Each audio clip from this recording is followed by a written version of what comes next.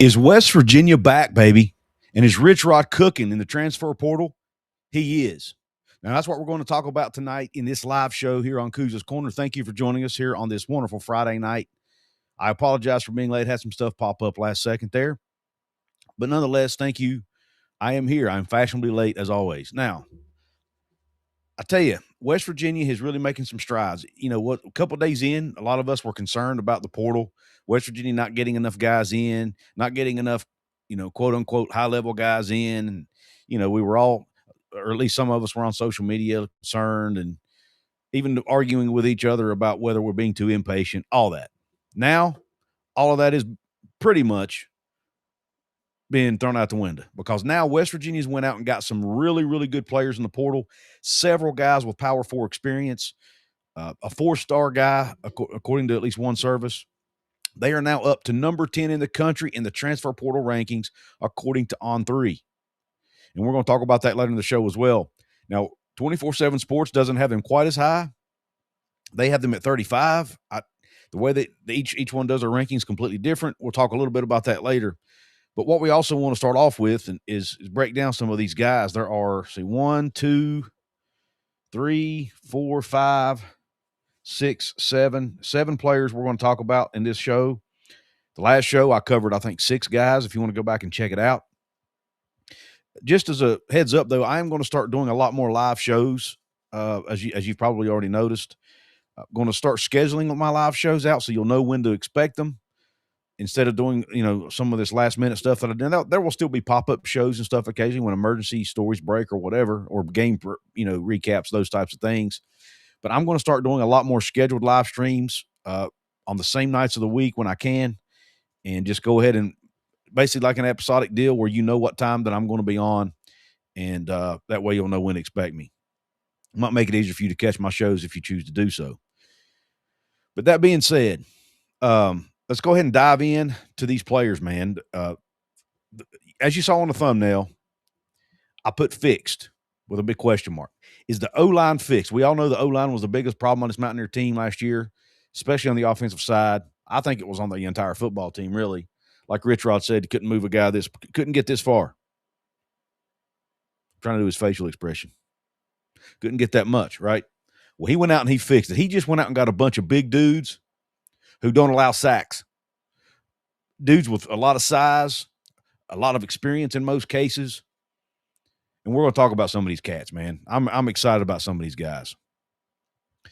The first one we're going to talk about is Carsten Casady, an offensive line transfer from UCONN. He's a tackle, 6'7" tall, 300 pounds. Played in 12 games in 2025 for the Huskies and was a starter for every one of those games. No sacks allowed in 654 pass blocking snaps. He's not the only player they're getting that did not allow a sack last year. He's just one. We'll get to the other one in a minute. But no sacks allowed in 654 pass blocking snaps. That's pretty darn good. Over 1,100 snaps played in his career at UConn. His PFF grades last year, 71.7 overall grade, a 61.7 pass grade, and a 75.3 run blocking grade. Now, that's awesome. That's what you want to see. And he's a tackle. Now, does this mean a lot of us have been thinking, we've got Nick Cray probably coming back that played left tackle last year. You can probably pencil him in to be your starting left tackle next year because of his experience in the system. Now, we were assuming that Kevin Brown, the incoming freshman, we flipped from Penn State, highly touted freshman, we assumed he might be starting right tackle as a true freshman, which I think he's capable of doing, but it's not ideal. You normally don't want a true freshman starting on the offensive line if you don't have to. Now, this will create a great competition. Kevin Brown may still not be the starter. We don't know. He might just be that good. But at the end of the day, you bring somebody in like Carsten Casady, who has experience playing tackle, who will be able to come in and compete.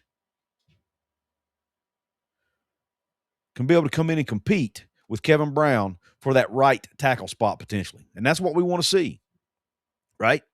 We want to see competition. And you don't want to have to rely on a true freshman unless that true freshman just happens to be better. But it's extremely rare for a true freshman to be one of your top offensive linemen. We saw it with Zach Frazier. We saw it with Wyatt Milam.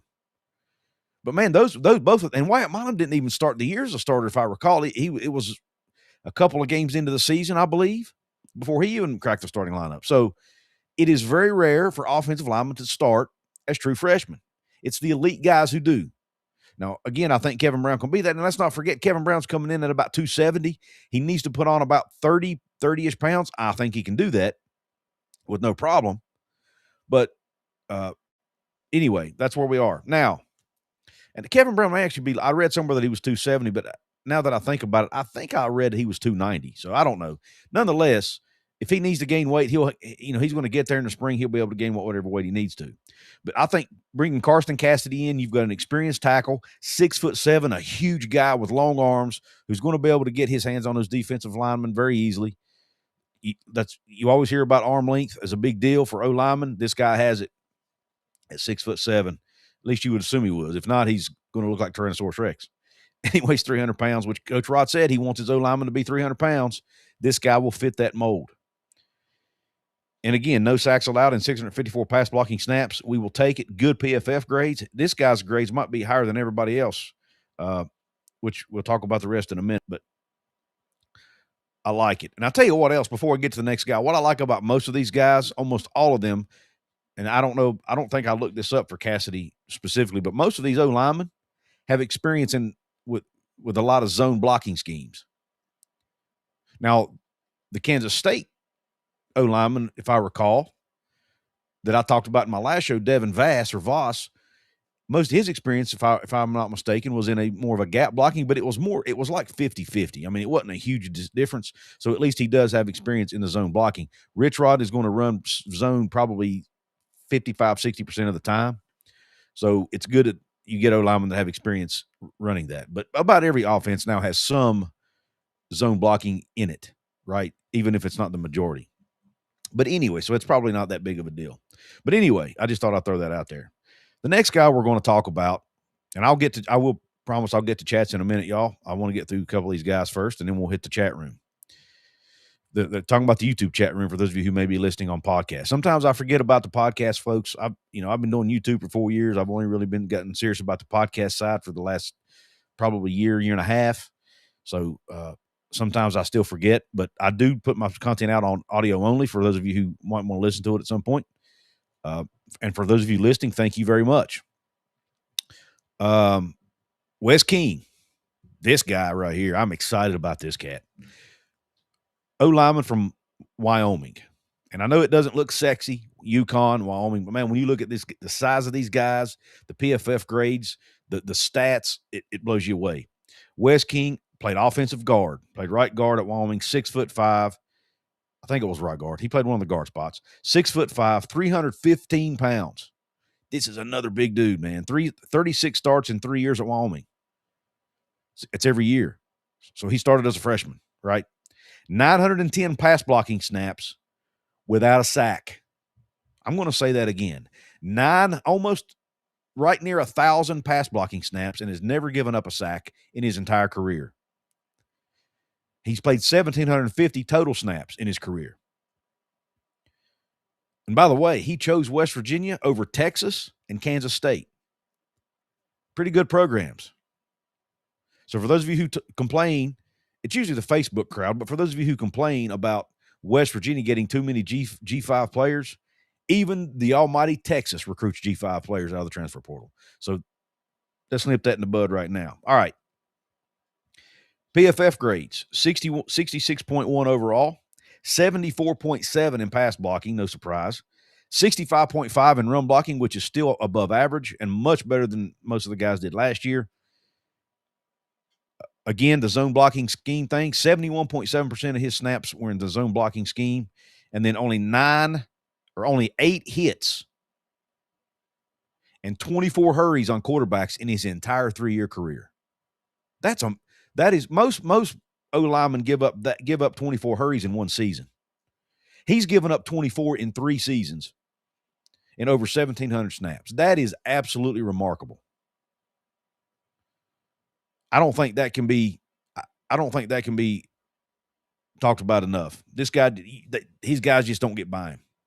6'5", 315, another guy with size, a ton of experience. Just another guy who you think a plug-and-play guy who can come in and start at guard from day one, you would think. Because, all the guards were seniors last year, and let's face it, they didn't play well. Walter Youngbear, he had a lot of experience coming in, but unfortunately didn't pan out. He ended up getting benched for Donovan Haslam, who's now hit the portal. You had, the Kimo Makaniole.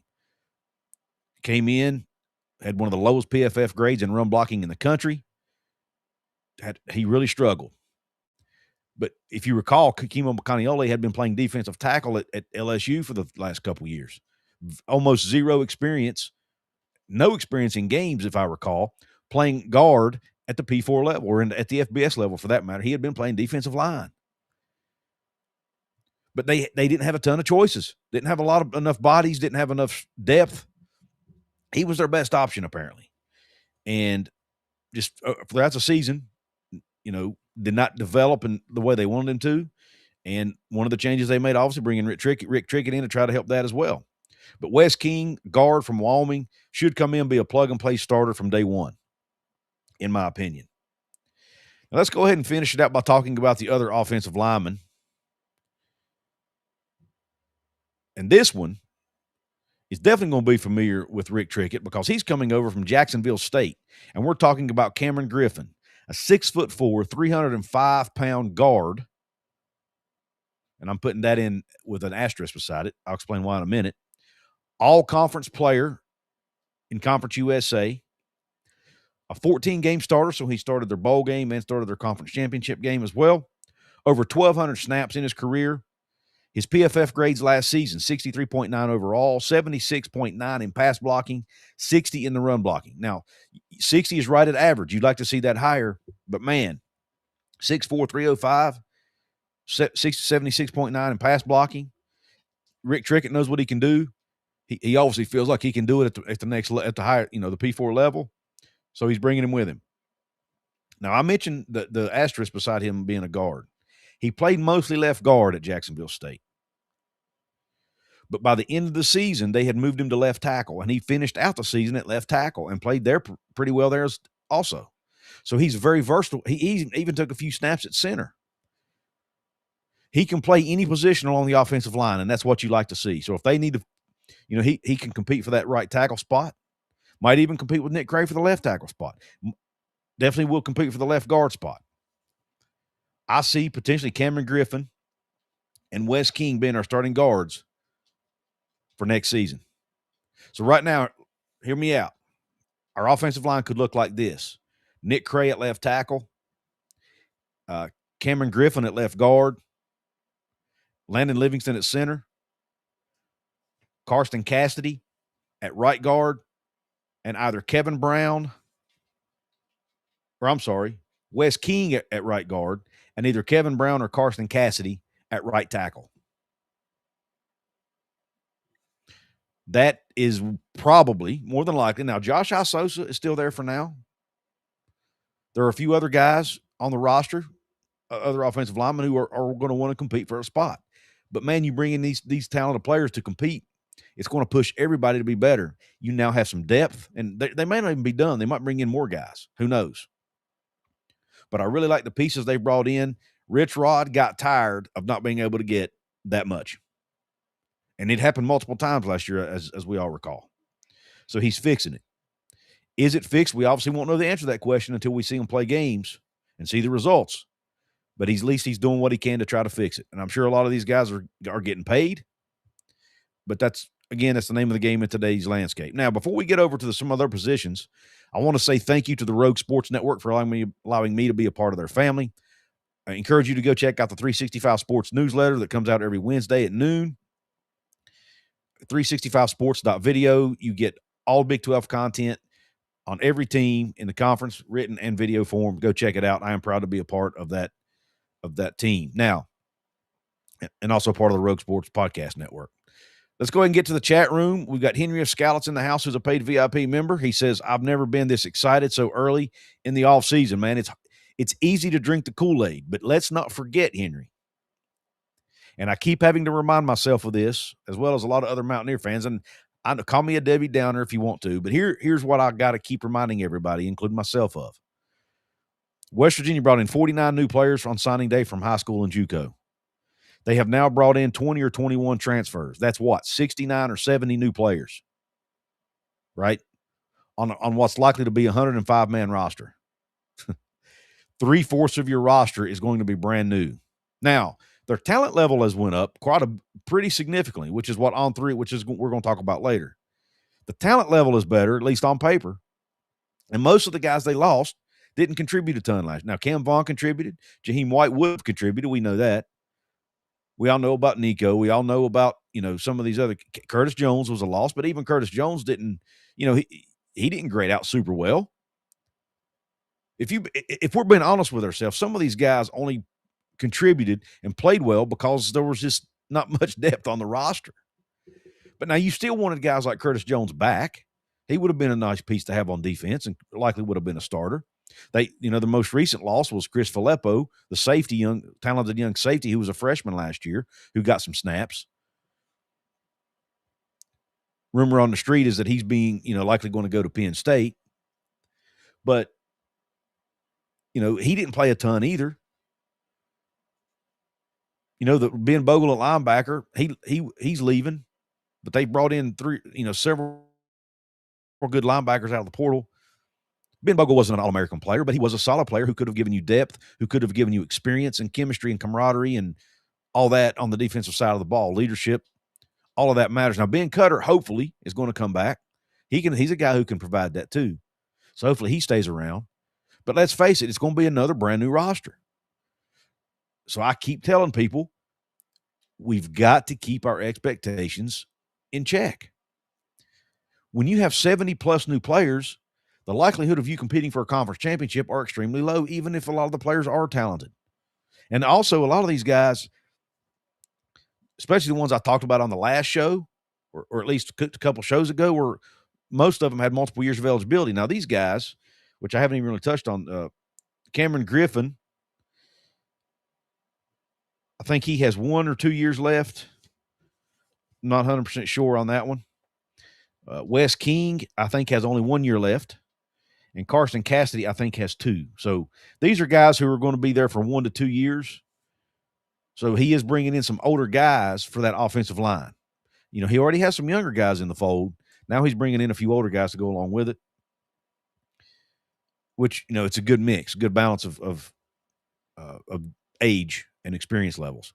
But I just want everybody to understand, 70 new players on this football team, at least. Maybe we might see 80 again because he's not done. They have a ton of work to do on the defensive side of the football, especially on the D-line. I think they've only brought in 2 or 3 D linemen on the entire time. So they have a lot more work to do. And they're going to do it. But it's going to be 70, 75, 80 new players on this football team. And about at least half, if not more than half of those, are going to be first-year guys like freshmen or JUCO players. So temper expectations, please. But it is exciting because the future looks bright. And hopefully these guys are signing multi-year contracts so they're not going to leave after next season. Kevin Varney's in the house. Says, do you smell what the rod is cooking? I love it, brother. I love it. Mountaineer Headlines in the house. We have Chevy Diesel in the house. Barnaby Jones in the house. Ears to you. Thank you for joining the show. She's reminding everybody to hit that thumbs up. Please do that. It helps the algorithm, helps my channel grow, helps more people find me. The comments do the same, whether you're watching live or on the playback. We have Daniel Gigax in the house. Says, let's say the O-line picks up. We're desperately needed. WVU Fan 13 probably will be popping this weekend with portal news. Absolutely. Absolutely. I expect it to be. Jacob Yoho in the house.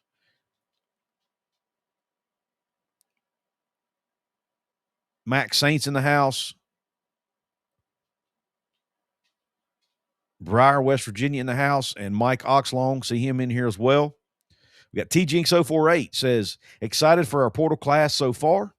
Just listening to you while I'm working on my new business building. Hopefully in a year or two, my business will be able to be a sponsor of every show. Well, brother, I would love for that to happen. You just let me know when you're ready, and we will definitely have that discussion because I'm always looking for sponsors, brother. Lifted Diesel in the house. Let's go. If you smell what the Rich Rod is cooking, I love it. I should have started the show off with that, shouldn't I? Problem is, I'm not as charismatic as The Rock, and I can't do the eyebrow raise, so it wouldn't quite have the same effect, I don't believe. All right, Stanley Metz in the house. Thank you, Raven. All my loyals are here. I love it. I love it. Bourbon Crazy says, Raven, with the way things are now, I wouldn't be surprised to see him back if he doesn't enter the draft. All right, let's go ahead and get back to the names on my list. This one right here, I'm excited about. TaRon Francis from LSU, wide receiver. With 4 years of eligibility, he came into LSU last year as a 4-star recruit. I think he only played a couple of snaps, but man, he's talented. His nickname on social media is the Man Child. So we have Cam the Chef Cook, and now we have TaRon the Man Child Francis. 6'1", 207 pounds. I mentioned former 4-star recruit. He was also a track star in high school, ran the 100-meter dash in 10.88 seconds. Now, I was thinking to myself, how does that translate to a 40? So I pulled out the handy-dandy ChatGPT, and I asked ChatGPT, or Grok, or whichever one I decided to use at the moment. I said, how does a 10.88 meters translate into a 40-yard dash? And it did the work for me. Don't you love AI? Anyway, about somewhere between 4.3 and 4.35 40 is what that would equate to. About a 4.33 is kind of where it landed. So this guy, bottom line, no matter how you slice it, he's really fast. TaRon Francis is has top level NFL speed. He comes from Edna Carr High School out of Louisiana, which, oh, by the way, West Virginia already has 2 high school recruits coming in from. Greg Wilford, who's also a wide receiver, and quarterback John Johnson, who is a dual threat running quarterback who was not really even on the radar until the last minute on signing day.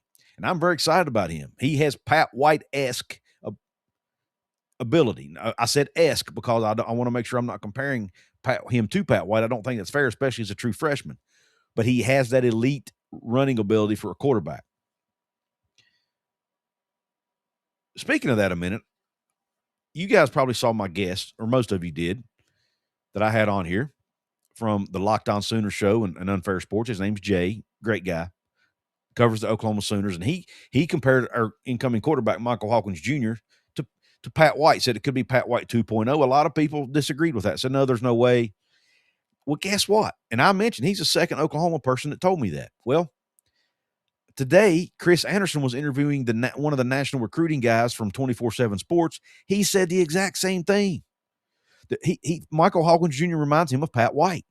Folks, I'm telling you, if they can tap into Michael Hawkins Jr.'s ability, if this O-line can block for him and he can improve his passing a little bit, I'm telling you, and if Scotty Fox doesn't beat him out for the job, because we can't forget about that great young man, but Michael Hawkins Jr. has the ability. I'm telling you, he has the potential to be an absolute stud in this offense, and I love it. But anyway, TaRon Francis, let's get back to him. I mentioned LSU. He was also recruited by Michigan and Florida State, Texas A&M, a lot of other big schools. I mentioned his 4 years of eligibility, which I love. That means he can hopefully hang around the program for a while. Again, it might be one and done like half the other players on West Virginia's team the last couple of years. But I really love, and I forgot to even look up his PFF grades, but I don't think it really, well, he didn't have any because he didn't play. It didn't matter. But anyway, TaRon Francis, very exciting. We've got him. We have the Prince, strong young man from USC. We have the young man, DJ Epps, coming in from Troy. Obviously, the really talented JUCO players in Keon Hutchins and Kedrick Strickland. We also have, Jaden Bray should be back. I'm very excited about this wide receiver group. Speaking of which, they're adding another one too. Another UConn player, John Neider, and I hope I'm pronouncing his name right. And I didn't write his size down, but he started 5 games for UConn last year, has played 26 games total in his career, played a ton of special teams his freshman year last year as a sophomore. He started 5 games and played in every game. Played 399 snaps, had 27 catches, 422 yards, two touchdowns. As far as I can tell, he has 2 years of eligibility remaining. Again, eligibility is sometimes hard to predict anymore. What I really liked about him, actually, I wrote down he has 3 years of eligibility. I think he might have played less than 4 games his freshman year. But anyway, that aside, his PFF grades, 69.4 overall, 70 receiving grade, and a 58 on run blocking. Like to see that run blocking grade a little better, but he can work on it. What impressed me the most about him really when looking at his stats is he only dropped 1 pass on 38 targets, which I think is pretty good. Now, obviously, you don't want to have any. Zero's the target, but it's hard to get there. Only 1 drop pass on 38 targets last season. Another really talented player. He's over 6 foot tall, I believe, if I recall. Matter of fact, let's just go ahead and look it up right now. I hate it when I forget to put something on my paper. John Neider. He is 6'2", 205 pounds. So another tall receiver with length. Let's just look at the size of these receivers right now. Let's go ahead and I'm going to filter these by position.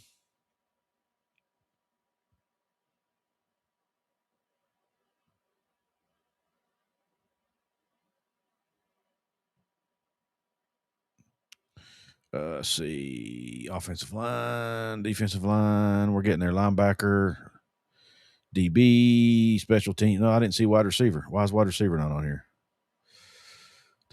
Bear with me a second, y'all. I'm looking. Anyway, point being, there it is.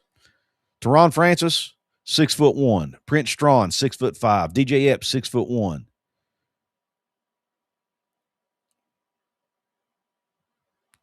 And the two I mentioned today, or Neider rather, 6'2". So you see a theme here. Not bringing in a ton of short guys. They're bringing in some guys with length who can play the outside or play the slot, either one. I like it. Now, they do have a couple guys that are coming in that are a little shorter, but they're the more quick twitch guys. You got to have those too. But anyway, I like the size they're bringing in at wide receiver as well as all the other spots too.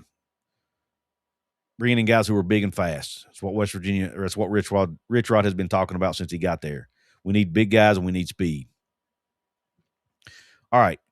So John Neider, the receiver from UConn. I'm working on getting an interview with someone who covers UConn. We're going to talk a little bit about him and also the O-lineman we talked about earlier, Carsten Casady. Guys, there's so many names, I can't remember them all. I keep having to look at my notes. It's impossible for me to remember all these names. My brain just will not function that way. But anyway, so I have to write all this stuff down. But I'm hoping to get an interview with him. He can tell us a little bit about what these guys bring to the table. And he's very high on them, by the way. I will give you that spoiler. This one may not be quite as exciting, but I think it's a very important piece. And we're talking about Bryan Hansen, a punter. He's also a kickoff specialist. Can do kickoffs as well, but he's coming over from Colorado State. He was actually the 3rd highest rated punter in the country when it comes to yards per punt.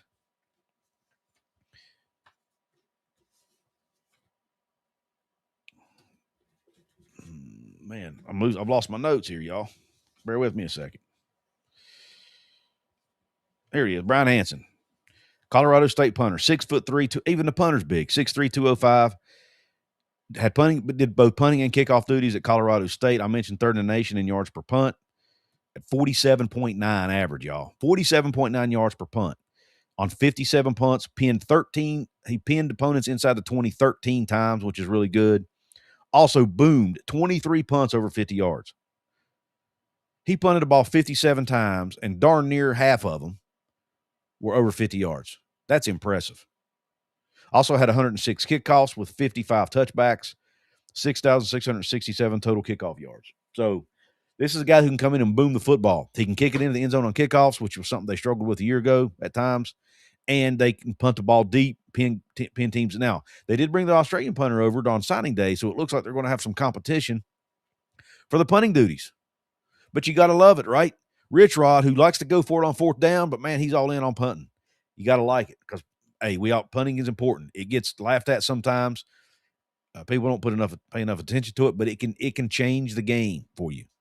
It can change the game for you. So Bryan Hansen, very important piece on special teams, something you have to have. And then last but not least, the last guy that committed today that at least before I did this show anyway, out of all these offensive guys, they finally get a defensive guy, and his name's Harper Holloman. He's an edge rusher from Western Kentucky, 6'2", 255, so about the right size to come off the edge. They had him listed at defensive end on Western Kentucky's roster, but it looks like West Virginia's likely bringing him in as an edge. I don't know that he's big enough to play DN at the P4 level, so he's likely going to be a bandit. But he was a third-team all-conference performer, according to Phil Steele at Western Kentucky for the Hilltoppers. Had 39 total tackles and 2 sacks to go along with an interception last year. Played over 800 snaps last year for Western Kentucky, so a ton of football, has a ton of experience. He's played over 900 in his career because he's been there for 2 years. When you look at his PFF grades, had a pass rush grade of 82.5, which is absolutely phenomenal. This guy is a pass rushing specialist. That's what he does. He's an elite pass rusher. Overall grade of 69.1. Stopping the run, pretty good, 66.3. Now, I noticed that some of the media don't ever want to be too negative, so they don't want to put the bad PFF grades in there. Well, I'm here to tell you, I'm objective, right? I got to tell you everything. The good, the bad, the ugly. Well, the ugly and the bad here is his tackling grade. 34.3. Not great. Not great. So it looks like he does struggle to get guys on the ground at times. But, hey, he's still a young player, still has a couple years left to go. And he's obviously talented. He's a great pass rusher.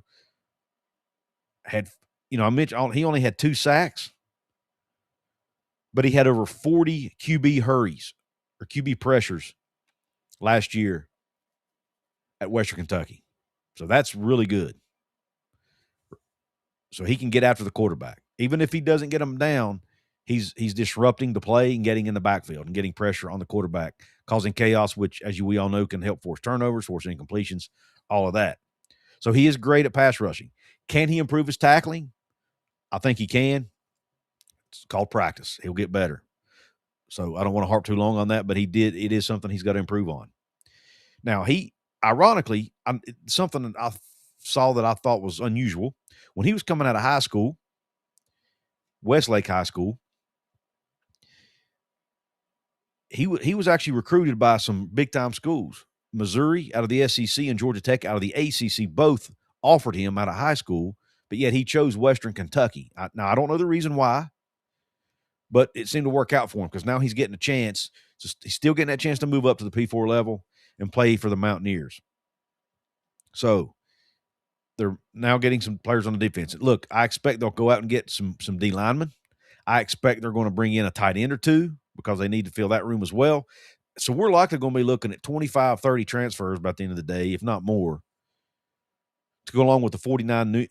That's 79 new players they're probably going to have on this roster come spring ball out of 105 to 110 guys. Because there will be a few guys who could potentially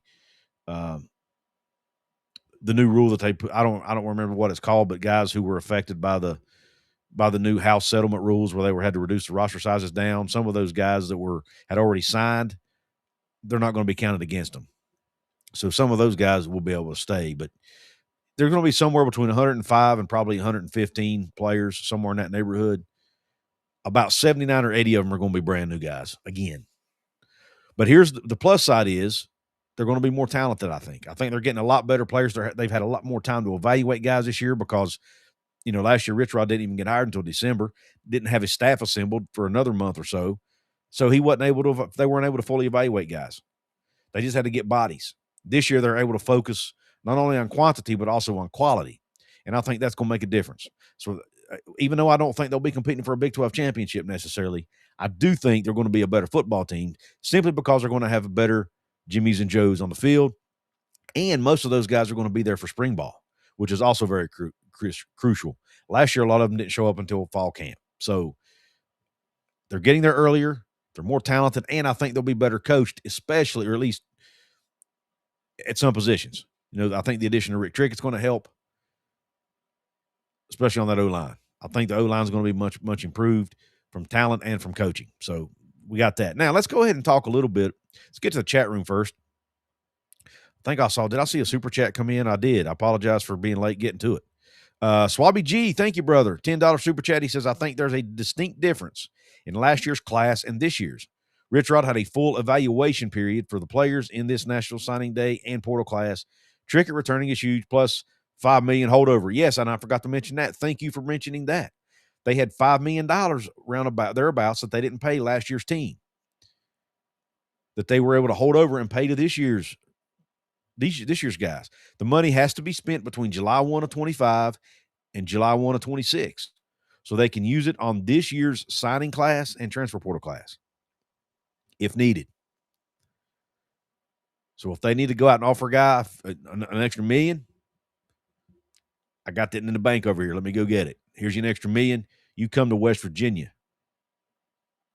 instead of going on a visit to that SEC school or that Big Ten school or whatever.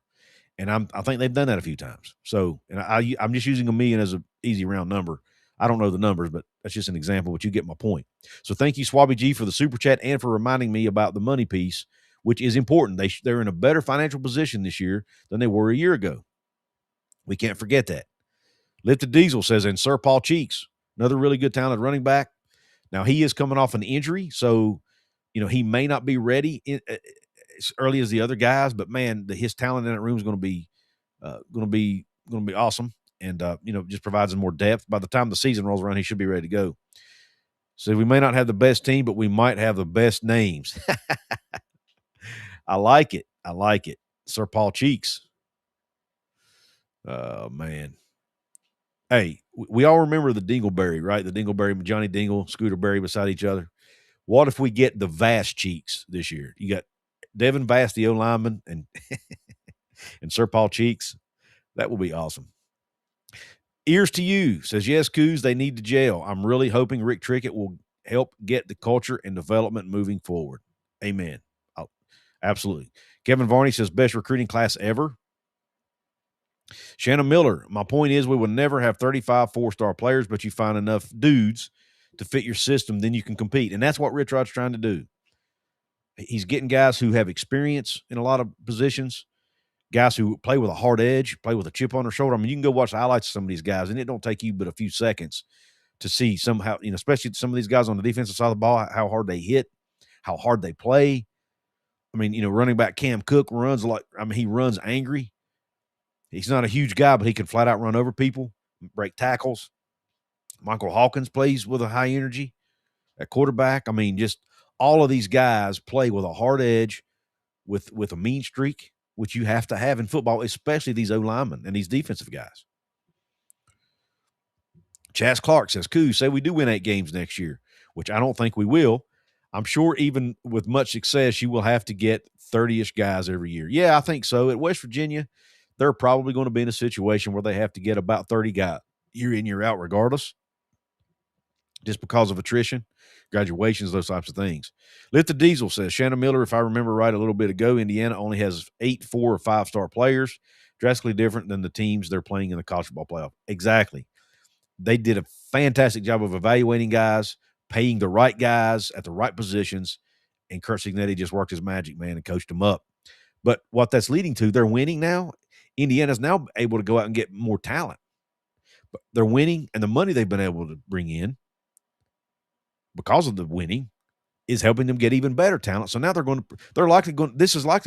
Indiana can now they can turn themselves into a blue blood here. If Kurt Signetti stays there a while and they continue to win at this rate, they can become a blue blood, or as some people like to call it, a new blood. Lifted Diesel says, man, I don't know, Raven. Ducks looked really good against Tech. Agree. And thank you, Mountaineers Headline, for answering my question about the size for John Neider there. Shannon Miller says, Signetti is more concerned about fit, attitude, and buy-in than stars. And I think Rich Rod is too. I think Rich Rod and Kurt Signetti are kind of cut from the same cloth to a degree. They're both old school. They're right around the same age. They're both West Virginia guys. Now, Signetti wasn't born in West Virginia, but he graduated from there. He's got that same, he's got that culture. He's a blue collar, no nonsense, hardworking dude, you know. And I think they probably share a lot of the same coaching philosophies, I would imagine. Bourbon Crazy says it's an exciting time. I'll be even more excited when the portal closes and we get to see some spring ball. And Swabby G says, I want a runaway bourbon truck. I'm an expensive drunk. Runaway bourbon truck. There we go. There we go. And Kenny Evans says, just think Pat White is on a staff with players that's compared to him. He can learn so much from Pat. That's a great point about talking about Michael Hawkins and even these freshmen like John Johnson and these others. The amount they can learn, and even Scotty Fox, man, because Scotty Fox can run too. He's got some wheels on him. These guys can learn so much from Pat White and how to run this offense. It's amazing. I'm excited about it, man. And even if they don't go out and, even if they don't win 8, 9, 10 games next year, if they can win 6, 7 games and just look like a better team, be more competitive, it'll be good. I think that's what we have to expect. And then maybe if they're able to retain most of the roster, we got to keep our fingers crossed. Because if we have to do this again in 2027, if we're getting 70 new guys in 2027, then I'm worried. That's a problem. But hopefully we won't have to. Now, let's go ahead and talk about the next piece of this, which is the recruiting rankings, or the transfer portal rankings in this case. On3 has West Virginia as the number 8 class in the entire country in the transfer portal. 8, top 10. They've lost 37 players according to, I've actually counted, I think it's more like 46. Some of those might be walk-ons that On3 is not counting, I'm not sure, but nonetheless, somewhere between 37 and 46 players West Virginia has lost. Average talent rating of 62.84. Okay? 62.84. They've brought in 20 transfers with an average player rating of 67.10. So basically about almost 4.5 points higher per player in talent rating. Adjusted NIL value is up to almost $1 million total, according to On3. They've brought in 16 3-stars, lost 34 3-stars, and they brought in 1 4-star and lost no 4-stars. Of course, they didn't have any 5-stars and still don't, according to On3 anyway. That's good. That shows you the talent they're bringing in is better than the talent that's walking out the door. And that's what – so, On3 looks not only at the number, but they look even more heavily and put more weight on the talent level of the players that are coming in versus what you're losing. That's why West Virginia's at number 8. Now, they're number 3 or 4, rather, in the Big 12. Houston's right in front of them at number 7. They've only lost 6 players and only brought in 9, but their average player rating went from 62. Listen, they won, 10 games last year with an average player rating of 62. Well, at least the 6 transfers out were average player rating 62. Not their whole roster, obviously. And the players they're bringing in have a player rating of 70.89. So that's a huge gap. Then you have actually West Virginia's third in the Big 12. I misspoke. Texas Tech's at number 1. No big surprise. They've lost 21 transfers, bringing in 14 so far. Average player rating went from 64.38 out, 73.86 in. So, and their estimated NIL value, by the way, is up an estimated $4.2 million total. Insane. And they've added 5 4-star transfers. Texas Tech is just absolutely killing it. Now, you can say they're buying it, but every team's trying to do that. Every team is trying to buy their championship. It's the way of the world. People have been doing it for decades. It just wasn't legal before. Now it is. That's the only difference. So we can complain and be mad at Texas Tech, or we can be jealous that our team's not doing the same, and that's kind of where I fall. I don't hold any ill will at all towards Texas Tech, man. That's the system. They're working the system to their benefit. That's what you have to do. Now, 24/7 Sports, though, has a little bit different take on it. They have West Virginia City at number 35 in the country in transfer portal rating, and like 5th in the Big 12, with an average player rating of 85.47. Now, obviously, they rate their players differently. They use a different metrics and all those types of things. But huge difference. They actually have Oklahoma State at number 3 in the country, Texas Tech at 4, But you got to realize Texas Tech or Oklahoma State is bringing in has commits from 33 players already. They have Penn State at 1 with 28 commits. Oklahoma State is 3 in the country with 33 commits. 1 5-star, 3 4-stars, 22 3-stars. Texas Tech is at 4. Arizona State's at 6 in the country. Just looking at Big 12 here mainly. Colorado's at 17. Baylor's at 25 with only 10 commits. And then West Virginia comes in. Cincinnati's at 29. And then West Virginia comes in at 35 with 20 commits, 17 3-stars, no 4-stars, no 5-stars, average player rating of 85.47. So there you have it. West Virginia, according to On3, much higher on West Virginia's portal class, I guess, than 24/7. But again, I think a lot of it just comes down to the way they rate them, right? What metrics do they use? What's weighted more heavily than others? They just do it different. But I want to hear what you think. Let's go ahead and get back to the comments again before we head out of here. This show may not be as long as the last couple I've done. Ears to You says $20 per month donation equals $240 per person. But if 10,000 people do it, there's 2.4 million per year just with us mere fans. That's exactly right. And look, a lot of people can't afford to do it, and that's fine. No judgment, obviously no ill will, nothing like that. But even if you can give $10 a month, I mean, everything helps, man. It's going to take West Virginia. We have to do everything we can, if we can afford it, from a grassroots effort to help our teams compete. I mean, there's just no way around it. We have a smaller alumni base than a lot of these other teams. We have fewer big donors than a lot of these other teams. And let's face it, some of our donors are probably less willing to give than some of these other places. I mean, Ken Kendrick's not out here cutting $40 million checks. Not to be honest, that's probably more than it might be more than he could afford it, but he's not Cody Campbell rich. We don't have a Cody Campbell. Ken Kendrick is the closest thing West Virginia has to Cody Campbell. And he does a lot to help. We love Ken Kendrick. He's awesome. But we don't have Pat McAfee's done a lot to help. But we need, there's a lot of others. You can probably count on one hand the number of big time mega donors West Virginia has. Ken Kendrick being the biggest. So we have to do it from a grassroots effort. And we're still not going to reach that level, Texas Tech level. But we can do our part, man. And again, I'm not trying to guilt anybody in the giving or anything like that. It's just a mere fact. That's where we are today. Shannon Miller says, at least you can show your talent because somebody can't steal them after the game. Who knows? Stanley Matt says, if we had money, we'd be doing the same thing as Texas Tech. We just don't have it. That's exactly right. And the way he worded it was, let me put this on the screen. The way he worded it for those listening, says if we had $3 signs, we'd be doing the same thing as TT. We just don't have $3 signs. We got $1 sign. It's a great way to explain the situation, Stanley. Thank you.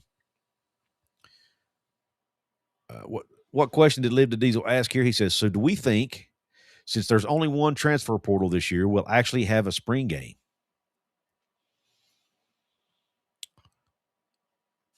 That's a good question. That's a very good question. I would imagine he'll do something. They had somewhat of a spring game last year. It wasn't a full-on spring game. It was like a spring exhibition type thing. He'll probably do something similar again, try to get the fans involved, do something fun. These coaches don't care. They don't like spring games. It's just, heck, Dana Holgorsen went one year. He didn't do jack, if I recall. I don't think he did anything one year. They don't like them. They feel like it's a waste of time. They'd rather be out there doing a regular practice, I believe. So anyway, and Mark Cuban. Mark Cuban is an Indiana alum, and he's been given. He had not been giving money to the Indiana athletic department until they hired Kurt Signetti. Now he's cutting checks, and he didn't say how much, but he said they are much happier with him this year than they were last year. So they've got Mark Cuban. With all due respect to Ken Kendrick, who is a billionaire, I doubt he's got Mark Cuban money. I mean, it's just the world we live in. West Virginia does not have that super, super, super mega donor like a Mark Cuban or a Cody Campbell or a Phil Knight like some of these other teams do. So we have to rely on ourselves. And, of course, Ren Baker's going to have to get super creative. And the university is going to have to get creative. The state's probably going to have to do some things to help.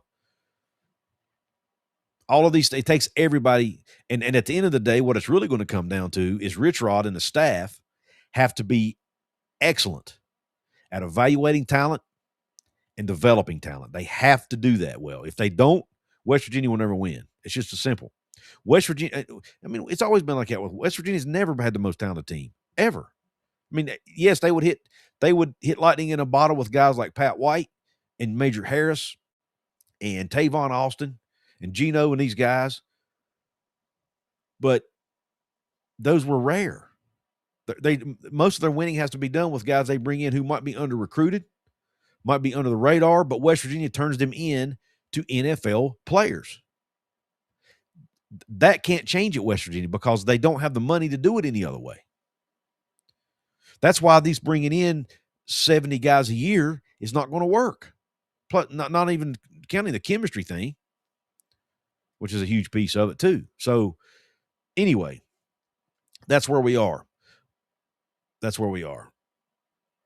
Tate Boswell is another player. I think they're talking about Martavius Boswell. He's another running back that we can be on the lookout for. Very talented young man. He's been compared. I've heard him compared to Steve Slayton on a couple different occasions as far as his running style and his speed. So very talented. There's some talent on this roster, y'all. Can the coaching staff tap into it? Can they put them in the right positions to succeed and push the right buttons? That's going to be key. But I'm very excited about the transfer portal class. It's very cool to see them getting recognized as a top 10 class on 3. You know, we had a best recruiting class ever. Now looks like it's going to be the best transfer portal class ever. Now can they just turn that into W's on the football field? That's going to be the next big question hovering over this program. All right, let's go ahead and end the show. I really appreciate it. Real quick, I do want to give a quick shout out to my VIP members of this show. If you want on YouTube, if you want to be a paid member on YouTube, go hit the join button below. It's $4.99 a month or $2.99 a month, depending on what level you want to join. For the VIP shout outs this show, it is Tom Osborne, Tanner Tracks Premier, Bourbon Crazy, Cheers Beers Mountaineers, and Jake T. Thank you all for your support. Thank you for joining the show. For those of you who join, make sure you hit the thumbs up button on your way out. If you're watching on the replay, hit the thumbs up button. Share, comment, subscribe, do all those things. It's much appreciated. It all helps me out. I'll be putting out probably on my be on the lookout for Monday night. I'm going to try my best to do a post-game show after the basketball game tomorrow, but I'm not making any promises. But I definitely plan on doing a show Monday night. I don't know if it'll be 7 o'clock or 8 o'clock, so be on the lookout for that. That'll likely be my next scheduled live show. And I'm going to try to do at least 3 a week, probably Mondays, Wednesdays, and probably Thursdays. But I haven't – the last night of the week's not set in stone yet, and neither is the time of the night I'm doing it. So you guys let me know. Do you prefer it be at 7 o'clock or 8 o'clock? What works better for your schedule? Let me know in the comments. I appreciate everybody tuning in. Oh, I was going to say be on the lookout for the time of the show in the notes section or of my YouTube channel page. That's where people post polls and different questions and things like that. Be on the lookout there for, what time my Monday night show is going to be. But I do plan on doing a lot more live shows. Ears to you. Thank you for joining this channel. I really appreciate the support. It means a lot.